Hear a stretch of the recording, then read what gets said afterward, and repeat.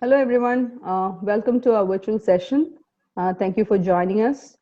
My name is Sunuja Rajiv, and I'm a sales professional with InApp. Today, we're going to talk about cybersecurity and how pertinent it is in the current situation we are all in, the COVID-19 pandemic. It's truly an unprecedented time, and the world over, people are redefining the way we live and work. I'm joined by my friend and co-host for this session, Kiran. Let me hand it over to him for a quick introduction. Thank you, Sunuja. Hi, everyone. I'm Kiran Narayanan. I'm a test analyst working with the QA team at InApp. Welcome to our session. To discuss more on this, we have with us Mr. Satish Babu, President of InApp. He has been a member of the ICANN community since 2013 and is presently the chair of the APRALO, which is the home of Internet end users of Asia Pacific in ICANN. He was the IEEE Kerala session chair, the Asia Pacific regional coordinator of the IEEE Computer Society, and the national president of the Computer Society of India. Thank you for having me. Welcome, Satish. Now, before we begin, let me tell everyone that this is going to be a quick session where we'll be asking Satish some questions on handling cybersecurity during a pandemic. Now, some of these questions have been submitted to us by members of the InApp team. So with that, I welcome Mr. Satish to the session.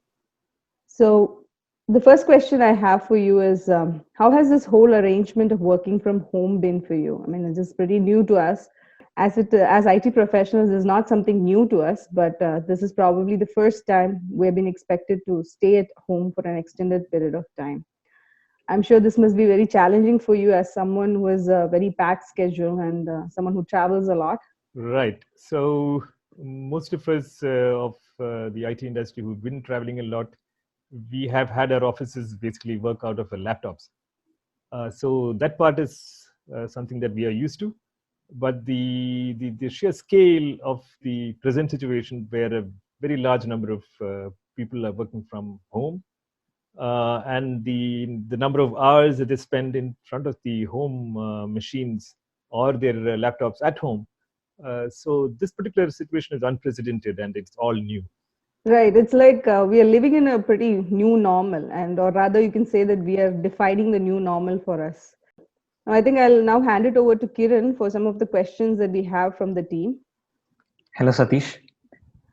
So one of the questions we have is regarding the security aspects of working from home. So with the announcement of lockdowns, most of the firms are following the work from home model as part of the business continuity plans.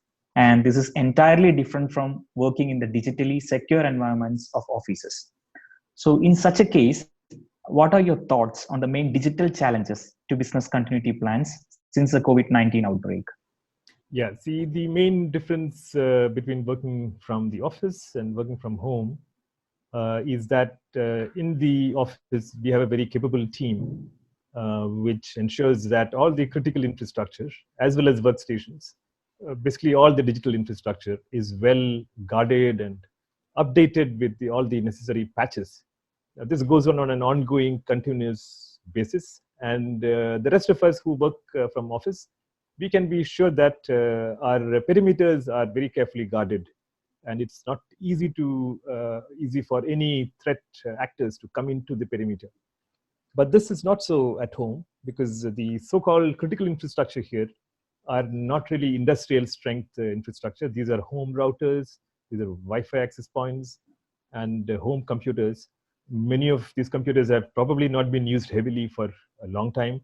Their operating systems are probably not updated, not patched.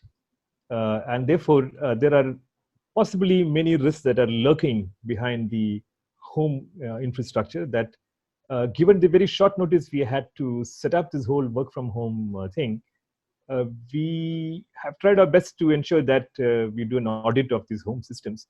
But there are, of course, some challenges left. And for the whole world, which is working from home, some of these challenges can be pretty tough to address. But I also see that lots of companies, especially in the US, they have followed work from home either part-time or full-time for some time, etc. So this is not really new for them. And in those cases, it has just been a scaling up of the existing thing. But for the rest of us, especially here in India, this is a challenge. It is being addressed, but perhaps it is not completely addressed. Yes, it is very important that we update our home computers regularly so that we are ready to handle any situation. So my next question is regarding the remote working model that many software service companies are following, which has created a high dependency on digital infrastructure. So considering this dependency with the anxiety, fear, and uncertainty among people during the pandemic, so we would like to know more about the people who are most vulnerable to cyber attacks. Okay, so you did mention two parts of this whole problem. One is the technology side of it. The other is the social side of it, because overall, given the anxiety surrounding the whole COVID outbreak, people are also under stress, because not because of technology, but because of the obvious restrictions and the changes to their lifestyle, the home situation, etc. But the most obvious group of high-risk users are the newcomers who perhaps haven't been using their home computers for much else, excepting perhaps entertainment, watching movies or doing some shopping, or their children playing on these computers. So they would have been at fairly short notice, they would have been expected to set up their defenses and all that. And that, given the stress around the whole outbreak, would have created a situation that's not very easy to resolve. But by now, after 2 or 3 weeks into the outbreak, we would have probably been able to address some of these things. But this is not to say that power users and the heavy duty users like gamers, that they are not at risk.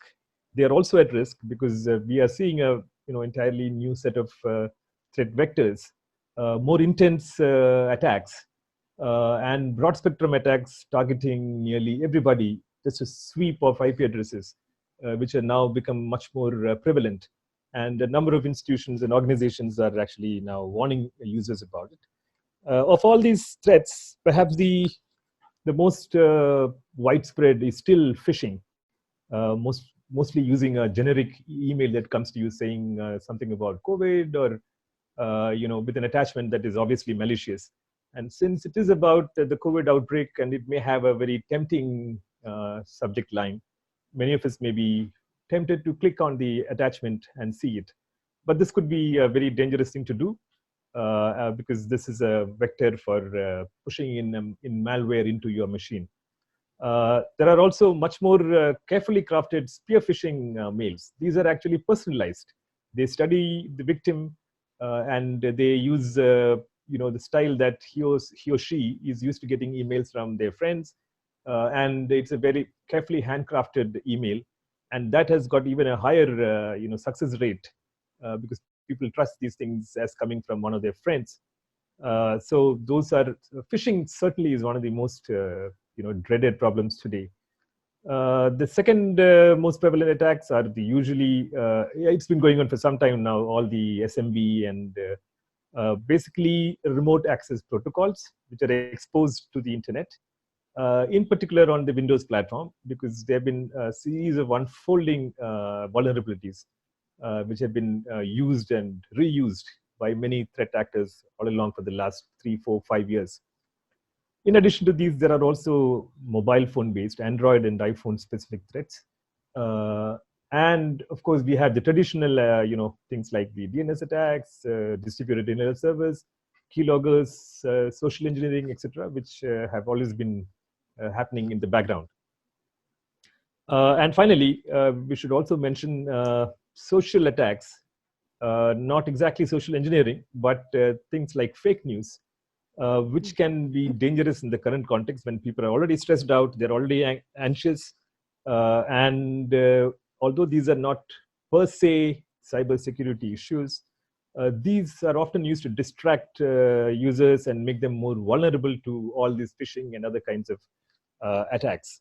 So overall, the situation today is somewhat difficult, with a large number of these attacks coming up, including hospitals, who are treating COVID patients, being attacked with ransomware, their computers getting locked, and they are asked to pay ransom in order to retrieve the data. And in this critical condition, you can imagine what that will do to these institutions. Now, one of the effects of this COVID-19 crisis has been the staggering use of tools to hold virtual meetings. Now, I recently read a report that there has been a daily record of 2.7 billion meeting minutes in one day. Now, even at InApp, we recently had our quarterly all-hands meeting online in Zoom. However, there were also reports that some companies like Google and Apple are actually refusing to use these tools, particularly the popular one, Zoom, for security reasons. So is it something that we need to be worried about? Yeah, so I've been using Zoom since 2015, when it was just one among several other tools that I was using. And the most common tool that I was using at that time was Adobe Connect. Now, in the last 1 month, I would have attended over 100 Zoom meetings, including one where we had 1,700 remote participants. Very clearly, Zoom has very quickly emerged as the leading remote meeting platform. Maybe because it's very user-friendly, but also it's pretty efficient on the bandwidth use. But of course, their stocks have done very well. They're one of the most wanted companies today. But this has also impacted the scrutiny. There is an intense scrutiny that Zoom is under. And because of that, people have discovered several things that are not so good, which basically things like privacy and sharing of user credentials, and the fact that a lot of people have been promiscuous with the Zoom links. With the result, there is something called Zoom bombing, where strangers walk into closed meetings, etc. And we also have the situation that many of the Zoom video and audio recordings are available publicly on the internet, including many confidential ones. So people have been very relaxed in the use of these tools so far. Zoom itself has been relaxed in their approach towards privacy. And today, we realize that this is not good, and Zoom has woken up. But I'm not defending Zoom, but I would say that most of the other tools, except a few open source platforms like Gypsy, are all proprietary, and we do not know what these products are doing. They maybe they have the same problem or worse problems. At least Zoom is now fixing some of these problems, and that's at least trying to fix it. And I was informed in another group that Zoom has promised to fix many of these issues shortly. Some of them probably already been fixed. So the concern, of course, is that we have to have a perfect combination of features, including user friendliness, efficient use of bandwidth, and privacy. And initially, at least in the last 1 month, Zoom was faulting on the privacy aspect. Hopefully, it will get fixed shortly. Okay, it's good to know that they were actually trying to fix this. Now, you have been involved in many crisis situations earlier too. You were very involved in the rehabilitation efforts in India after the 2004 tsunami crisis. Can you talk a little bit about what security challenges were there then, and how is it different now? And how do we adapt to such challenges that could come in the future? The 2004 Indian Ocean tsunami was at that point one of the most unprecedented disasters. In India, it killed about 7,000 people, and all over the world, it must have killed over 100,000 people. Mostly the very poor people, the coastal communities, fishing communities, and so on. It also, in India, displaced about 1.5 million people from their homes because their homes were destroyed. And it was a very, the scale of the disaster was massive. But there was this huge mitigating factor there, that the entire vulnerable area was about 1 to 2 kilometers from the coastline. Once you went further inside, everything was all the rehabilitation operations could take place in the hinterland, where we could open camps and so on. Plus, the threat itself had stopped, meaning the tsunami had only happened that one day, 26th of December 2004. And subsequently, it was there was no tsunami, so it's safe to work. And finally, the economic impact of the tsunami was confined to the coastal zone and the damage caused therein. In this case today, we have a vastly different situation. When you look at the technology that is available at that point, we had very poor connectivity. So poor that the mobile phone network was virtually non-existent, and we had to set up a microwave backbone in this Nagapattinam district, which is the most seriously hit district in India, of about 120-kilometer long backbone for with many connections into it for communications. We had to do our own kind of networking there. But today we have a disaster that is not just all pervasive, meaning it pervades everywhere, not just the coastal zone, but the whole state, the whole country, and in fact the whole world. This is, in that sense, completely unprecedented, and I doubt that there will be any other disaster of this scale, which is global in nature. And the death toll itself, currently it is lower than the tsunami death toll, but if it goes on like this, it may actually surpass the tsunami death toll. Now, when you look at any disaster like the tsunami or this one, there are a lot of learnings that communities and governments and the civil society organizations and technology organizations, they all learn. Even in this case, I'm sure there are many learnings for us, and the different responses. In the case of tsunami, the civil society was there to respond in kind and in cash.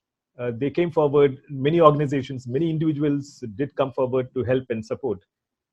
In the current scenario, it is mostly the governments that are doing, and what is very visible is the differences in the way different governments across the world have been responding to this. Only history will tell us which approaches have been most successful. What is a way to kind of compare these approaches? How do we put a value on human life versus economic losses? So these are going to be very important concerns for the future. And technology as a mitigating factor is very important, because without technology, without the internet, it would have been impossible to, even to the current work from home that we're talking about, it would have been impossible without the internet. The internet has become even more entrenched. From 2004 tsunami, where we had to do our own network, today the network is there everywhere, but the way we are leveraging this network has completely changed. And in future also, the internet is going to be one of our most important global resources to not just to work, but also to live our lives. Okay. So the next question is about the stress of pandemic and data privacy.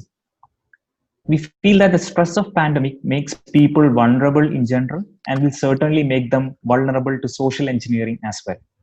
The attackers may be engaged in deceptive and manipulative tactics to deceive individuals to divulge important information. In such a case, how should the individuals behave that their vulnerabilities are not exploited digitally and their data and privacy remain safe? Yeah, so this is a question of hygiene, the cyber hygiene. But it's very easy to draw a parallel. Now we have our children, very young children, maybe 3 years or 5 years or 20 years. After the lockdowns have ended, they are going to go back to the schools. And when they're going back, the parents are going to teach them some very important lessons. Probably they would have already taught them the lessons of hygiene, which is to wash hands, wear masks, don't touch, maintain safe distances, do not touch surfaces. So this is going to be ingrained into every child from now on. Otherwise, the parents are going to be very uneasy sending the children off on the school bus without telling them all this. So just the way the children are going to retain this information for the rest of their lives. Now, this is about, in real life, the hygiene that we talk about. In a very similar sense, there has to be a hygiene also on the online world, the cyber hygiene. And this, of course, it's not the parents who will be telling the children. It's going to be the enterprises and the organizations and the governments who are going to tell their workforce or family members through this whole system that we have to follow a minimum set of rules regarding cyber hygiene, which may include things like passwords, how we make passwords, how we back up our data, how we update our machines for security patches and antivirus measures, how we must be very careful when we have an email, even if it says it's coming from my friend, and you're asked to click on it, on an attachment. And also measures to stop social engineering. Somebody calling you up and saying, look, I am somebody else's friend's friend. I want some information, or that somebody is going to give you that tell you that you won a lottery. All you have to do is to share your OTP that comes to your mobile phone. So so far we have had these lessons and the warnings and alerts, but they have been fairly confined to individuals. Now we're going to have the entire world that is needed to learn all these new habits. So now this is for the ordinary end user.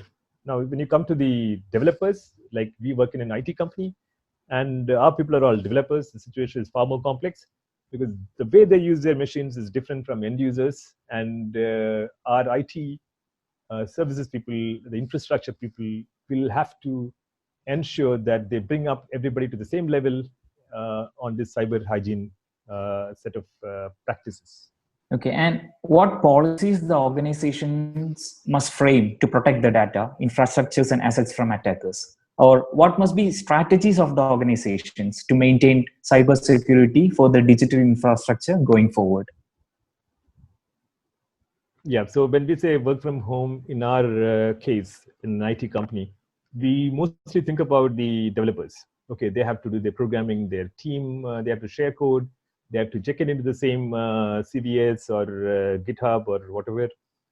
But the actual fact is that it is not only the developers. There are also a whole bunch of support actors, from accounting to sales, who also have to work from home. And it's not just work from home, because these are business processes that they are participating in. The entire process has to be designed in a way that is amenable to different people sitting in different places at different times, managing the workflow. So when you think in terms of the HR processes, for example, recruitment, appraisals, conflict resolution, counseling, or external processes such as client-facing activities and sales, business development, and then again reporting MIS, even the board-level governance processes. All these have to change. So, of course, the current lockdown may be temporary. It may be for maybe 3 weeks or whatever, 2 months or whatever. But this is going to significantly change the way the entire organization, the whole business continuity plans are going to develop. And this, the organization is going to depend more on, instead of work from home, we have to invent a new phrase, wherein the entire business process of an enterprise is taken outside the enterprise in a physical sense and taken to the network. Now, the strength of an IT organization currently is that most of them have very capable IT departments that step in, that have been actually defending and protecting the perimeters, all the digital assets. They have created their own demilitarized zones, wherein they are very clear that whatever is inside the zone is protected. But there are also things like domain names, which are also part of the digital assets, the websites, which may be externally located, intellectual property, which has to be protected again. So increasingly, we'll be forced to look at all these things beyond just developing code, working together. I mean, when you make a coding team work together remotely. But this is a shift from just the development teams. It is going to pervade the entire enterprise.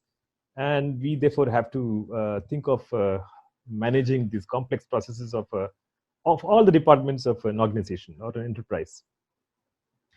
Now, currently, there are no norms, there are no standard practices that says how an enterprise should look at working remotely. Not work from home, but working remotely, which means people may not be at home. They may be anywhere, they may be traveling, they may be stuck while traveling somewhere. So we should not even assume as home. So it is not work from home alone, it is beyond that. There are actually some frameworks which have not really considered the scale that we're talking today. There are these OWASP and the various other frameworks which are there, which have been looking at security and business continuity in a sense, although nowhere near the kind of depth that we are now talking about. So we will need new frameworks to emerge, And once the lockdowns are over and the COVID is under control, one of the things that I expect a lot of development to come is in this kind of frameworks, which completely dictate, just like CMMI does. But CMMI doesn't go into depth over how a remote organization should, or how a distributed organization should work. For example, the decision-making process, how does it really work? Is it just like a paperless office? Actually, it is way more complex than that. So in short, to summarize, I think the COVID is actually, while it is definitely a disruption and a setback, it is also an opportunity for us to think of new ways of running enterprises and organizations. And we will be very, I personally will be very keen to see what good comes out of this whole crisis. Oh, okay. I know we've taken much of your time, so this has been a very interesting conversation. And before we wrap up, could you share your final thoughts on this topic? Yeah, so as you can imagine, it is not all negative as far as I'm concerned. But what is very clear is that this remote work mode is not a temporary transition, but it is likely to be with us for the long haul.